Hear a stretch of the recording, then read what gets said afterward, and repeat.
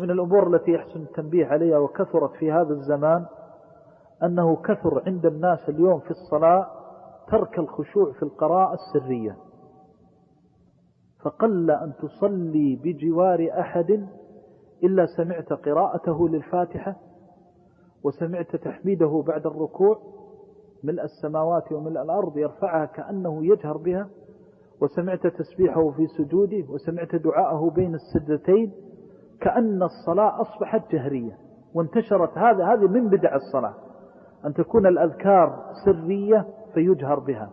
نعم يشرع الجهر بالأذكار لمصلحة التعليم كما جهر النبي صلى الله عليه وسلم وسمعوا منه هذه الأذكار، لكن لما قال أبو هريرة رضي الله عنه بأبي وأمي يا رسول الله أرأيت إسكاتك بين التكبير والقراءة ما تقول؟ ماذا تقول؟ ما هو الدعاء الذي هو دعاء الاستفتاح؟ ما علمه إلا لما علمه النبي صلى الله عليه وسلم.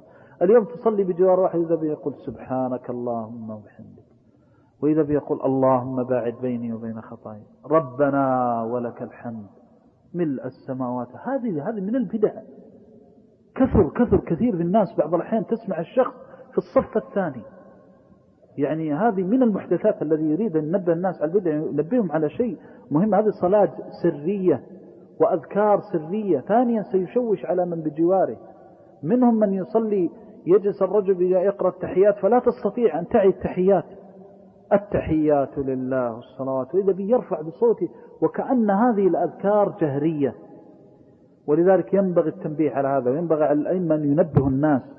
الصلاة السرية سرية، والجهرية جهرية، والأذكار المشروعة سرا، والأذكار المشروعة جهرا. نسأل الله بعزة أن يرزقنا التمسك بالسنة، وأن يحيينا عليها وأن يميتنا عليها وأن يحشرنا في زمرة أهلها.